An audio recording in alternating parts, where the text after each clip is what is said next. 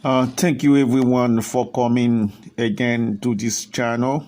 So I'm going to be talking about Catholics and Protestants honor Ashtoreth or Astarte.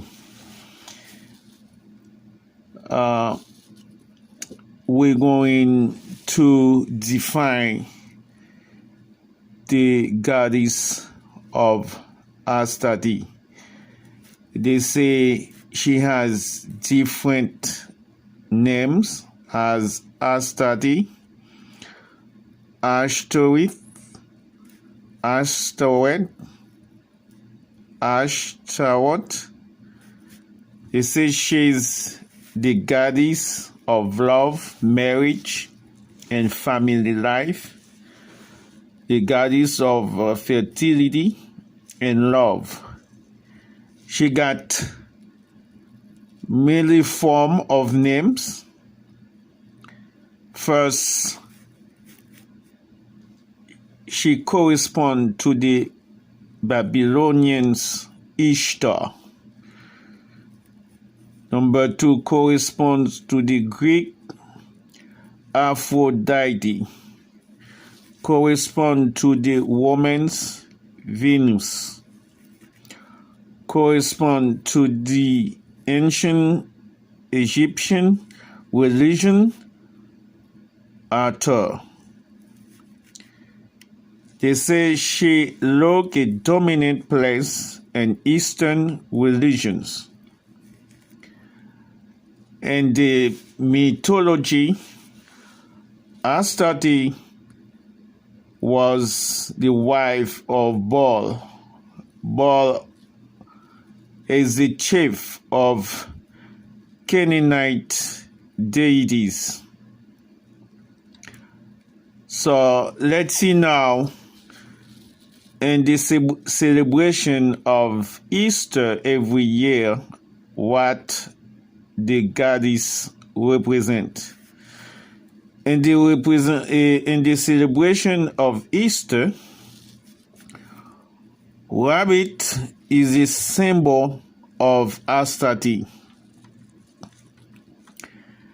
The Easter eggs is a symbol of fertility.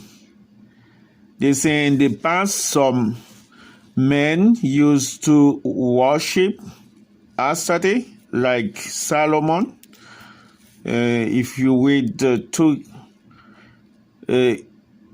Second Kings chapter 21 verse 7, chapter 11 verse 7.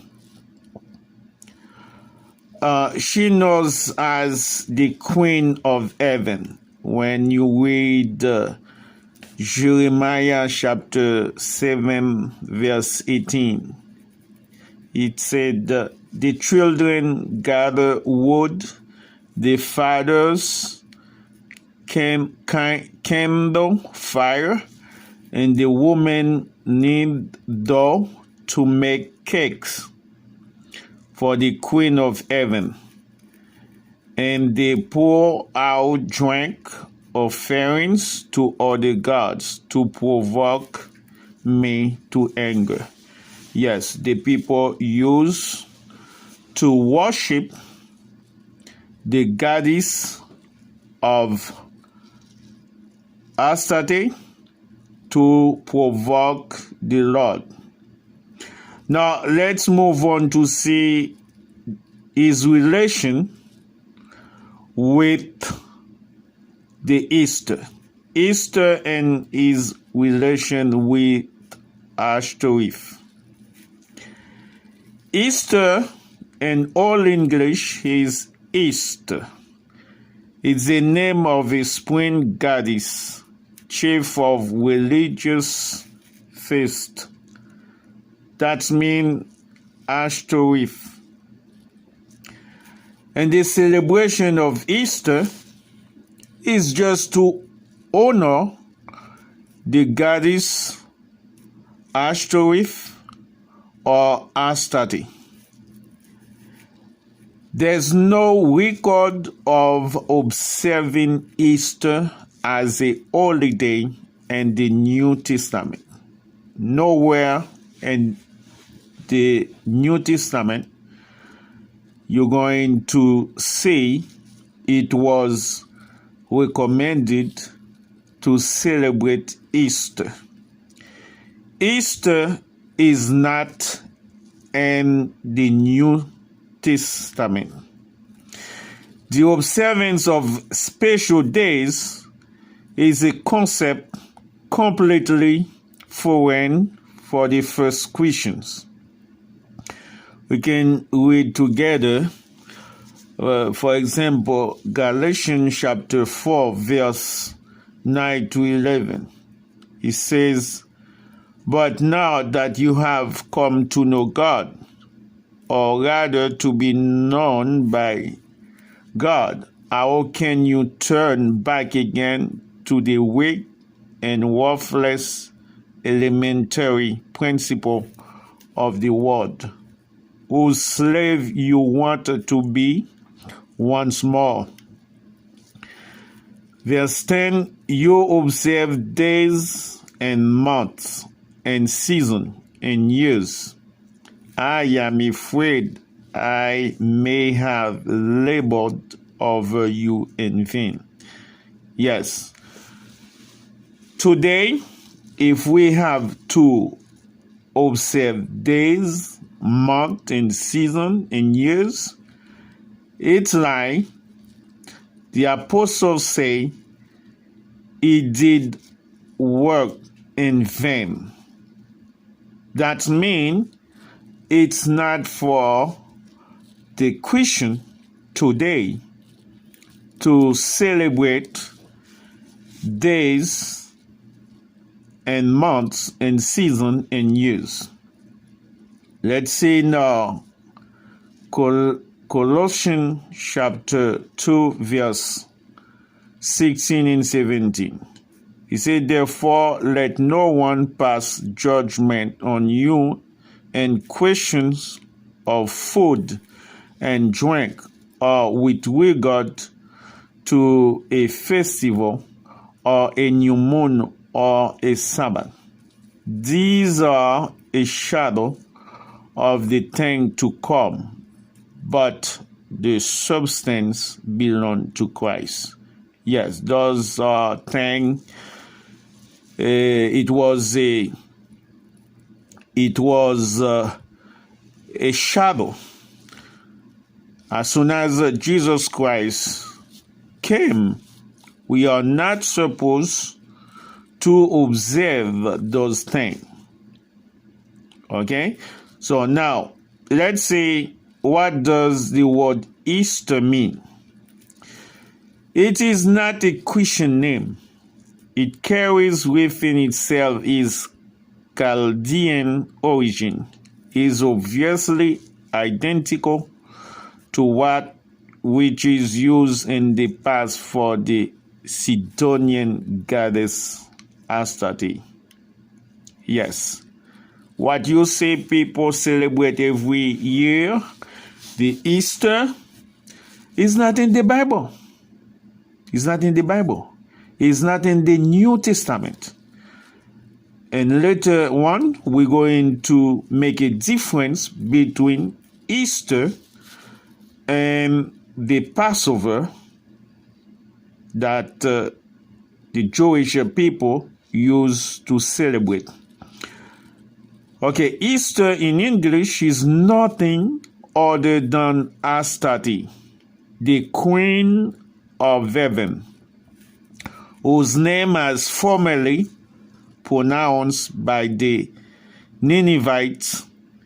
It's obviously identical to that which is used in the past for the goddess of Astarte. It was established in 325 by the Council of Nicea to establish peace in the empire of King Constantine. This is a transportation of the pagan festival of Babylonians Assyrians, Sidonians, Phoenicians, etc.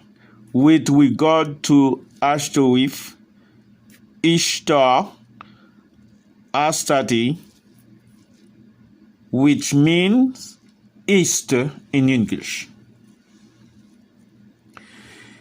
Easter is not the Jewish Passover. There's a difference. Passover was for Israel only. Let's see what does that mean. It is the commemoration, or it was the commemoration of the passage of the Jewish people in Egypt after the 40 years of slavery. So the instruction for the celebration are given in the book of Exodus chapter 12. So the date for the celebration, it was the 14th day of the month of Nisan, or Abed, first month of the year. You can see that in Exodus 13:4, Esther 3:7.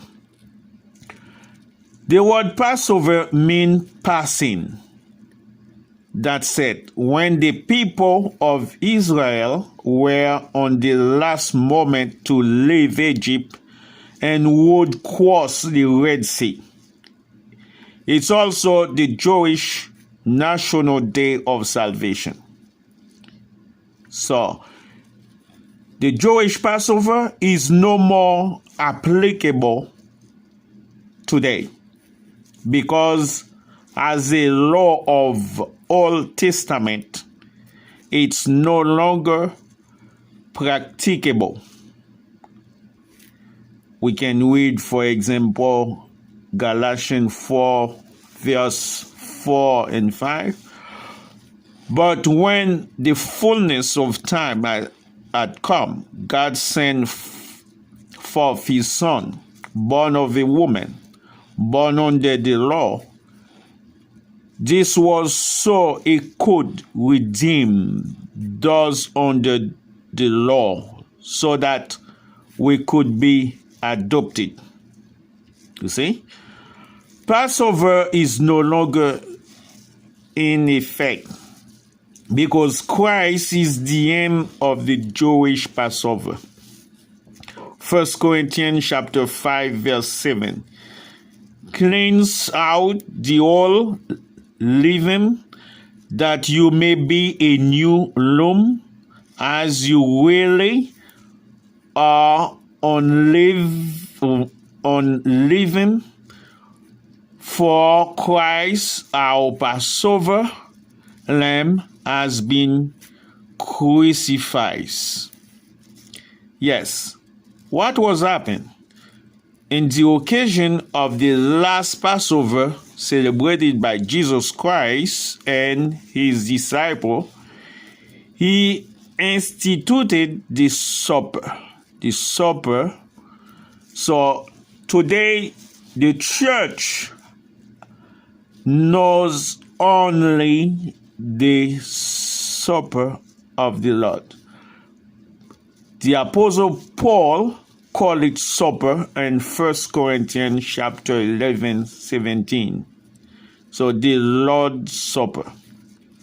So the date of celebration of the supper, they say, however, as often in 1 Corinthians 11, 26. So from Greek, Ozakis, as often, every time. So Paul didn't say to celebrate the supper every year. So as you could see, after the birth of the church, Christians did it in Acts chapter 2, verse 46. Christians celebrated the supper every day after the birth of the church. We can do it every week, every 2 weeks, every month. Depend how can the church do it. But it's not like an annual celebration. We need to do it as often we could do it. The supper is an institution by Jesus Christ. When you read 1 Corinthians chapter 11, verses 23 to 26. The Lord's Supper was instituted when Jesus and his disciples were eating the last Passover. The Passover law, as we just said, is in Exodus chapter 12, verse 14 to 20. And you remember that it was they should sacrifice a lamb of 1 year. But when Jesus Christ came, those things as an end. Jesus was celebrated his last Passover with his disciples. While doing so, he created what we call the supper of the Lord. The supper of the Lord is not Easter. Easter is something they bring, is something they fix. It's not in the New Testament. The New Testament explains what Jesus Christ did. For example, Luke chapter 22, verses 17 to 19. If you read it, you will see the institution of the Lord's Supper. So Christians are not subject to the requirements of covenant of the Moses law. You can read Romans chapter 10, verse 4. Christ is the goal of the law, which leads to righteousness for all who have faith in God.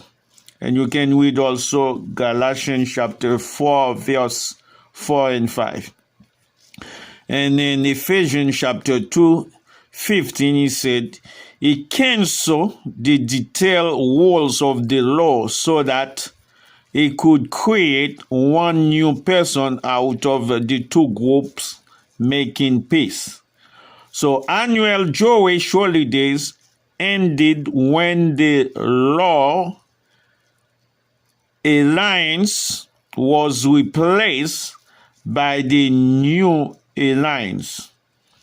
When you read Hebrews chapter 8, verse 7 and 13, he said, if the first covenant had been without fault, it would not have made sense to expect a second. When it says new, it makes the first obsolete. And if something is old and outdated, it's close to disappearing. Yes. So the Jewish Passover is finished with Jesus Christ. So today, the church has to celebrate only the supper of the Lord. Is there something bad celebrating Easter? Yes. Let's consider the behavior of God when his people serve and worship Ashtoreth in the past. They got a lot of verse, but we're going to read Judges chapter 10, verse 6 to 9. He said, the people of Israel again did what was evil in the sight of the Lord, and served the bulls and the Ashtoreth, the god of Syria, the gods of Sidon, the gods of Moab, the gods of the Ammonites, and the God of the Philistine, and they forsake the Lord and did not serve him. Verse 7, so the anger of the Lord was kindled against Israel, and he sold them into the hand of the Philistines and into the hand of the Ammonites. And they crushed and oppressed the people of Israel that year. For 18 years, they oppressed all the people of Israel who were beyond the Jordan and the land of the Amorites, which is in Gilead.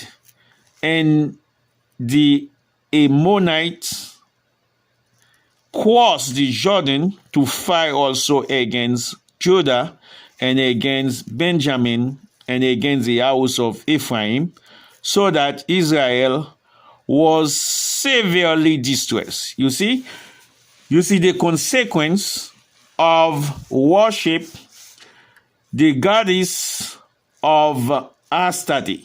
There are plenty of verse books you can read. 1 Kings chapter 11, 33 to 35. And we can say other so-called gods. Yes, if you read 1 Corinthians chapter 8, verse 5 to 6, yes, they got God and the heaven on the earth. So we are not supposed to serve them. And when you read Ephesians chapter 12, verse 2, chapter 6, verse 12 to 18, you will see they got powers, they got darkness, they got spiritual force of evil and the heaven. So, as Christian, we cannot celebrate the Easter because Easter is to celebrate, is to honor the goddess of Ashtoreth. Celebrate Easter is honor and even worship the goddess of Ashtoreth, because it's the transportation of the feast celebrated and the past for the Sidonian goddess Astarte. Christians should not celebrate this holiday to be in contact with demons. So I present my study every week. Please subscribe for more knowledge coming up. Thank you for your attention.